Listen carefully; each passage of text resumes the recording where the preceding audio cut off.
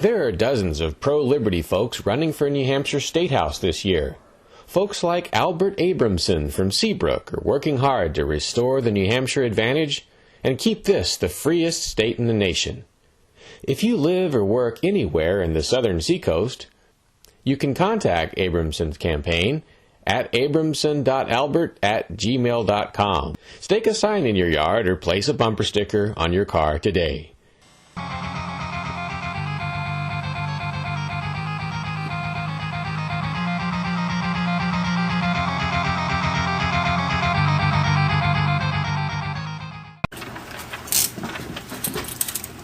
I love you, cutie. Hey, you go to jail with someone, they're going to be, you feel closer to them, right? Right. So That's a good question. Yeah. Okay. And we have a caller who wants to talk about this schism. Renegade, are you there? Yeah, can you hear me? Okay, there you are. Oh, okay. Yeah, so what I wanted to chime in was about this whole debate about inside the system activism versus the outside the system activism is what would Gandhi say? You know, what would he think about both of these options? Mm-hmm. What do you think he would say?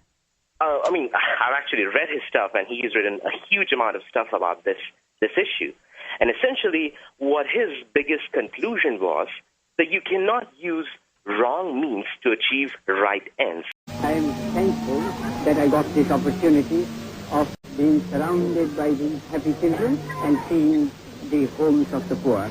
Essentially, that means your ends must match your means to use to achieve those ends if you want to have a long-term, you know, if you want those ends to be there in long term. For example, you cannot rape a woman if you want to achieve her long-run, you know, affection and love. Right. You must seduce her.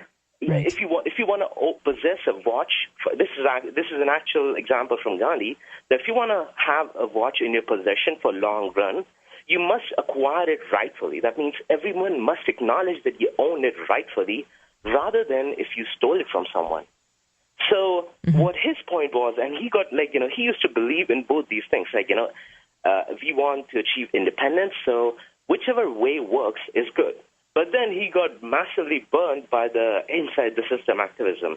So his conclusion in the later years, I mean, if you look in his earlier life, you may not find the same thing, but in the later part, his conclusion was that you cannot use violence, and voting essentially is violence. You cannot use voting to achieve the right end.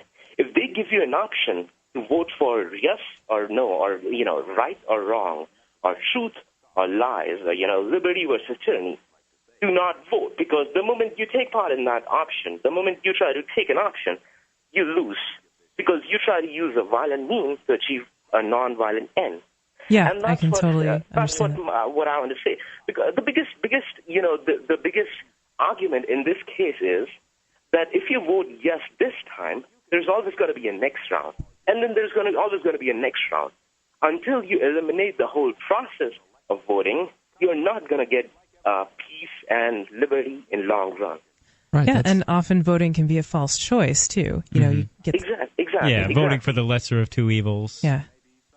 So what I believe is this whole debate is actually the inside the system activism versus the outside the system activism is a contradiction. Both these things are standing against each other, and you may not realize it now, but I see a major split coming in the coming time between these two sides. And because the inside the system activists are always going to complain that the outside the system activists are bringing them down. He was getting out of the way, man. Back up. Or destroying their image, or something like that. Yeah, and that seems to be bared out in actually our experience. I've even heard... Right. Yeah, I've even heard some people say, I don't mean to interrupt you, but I've even heard some people say that the divide's already happened, and that it's too late. We're beyond the point of no return. Exactly. I mean, there's nothing any outside the system activism can do that does not harm the inside the system people. So what I believe is that if you wanna, you should not bother yourself keeping with these inside the system activists. This is a split which you cannot stop. That's what I think. And what I think is that the inside the system activism is not something which is compatible with the ends you want to achieve. Just look at Somalia. They got they got rid of their government through violence, and now they don't have any peace. Nope. The whole system has fallen apart in violence. Yeah, right, I agree with you. There is no way to peace. Peace is the way, right? Very good points, yes. Yeah. And it kind of related to that. It's not, I mean, doing the inside of the system activism is not really striking at the root of what the issue is. I mean, the issue is the coercion of government itself, not, not how much coercion there should be. Right. Yeah, there should be a little coercion or a little more coercion. Yeah. Right? Yeah, I have to agree with that. Yeah. All right, any other thoughts tonight, Renegade?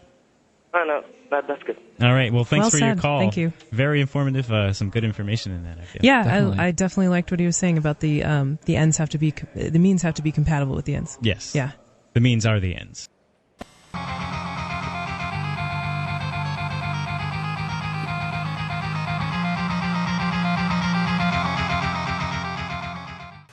This edition of the Ridley Report is brought to you by abramson.albert@gmail.com.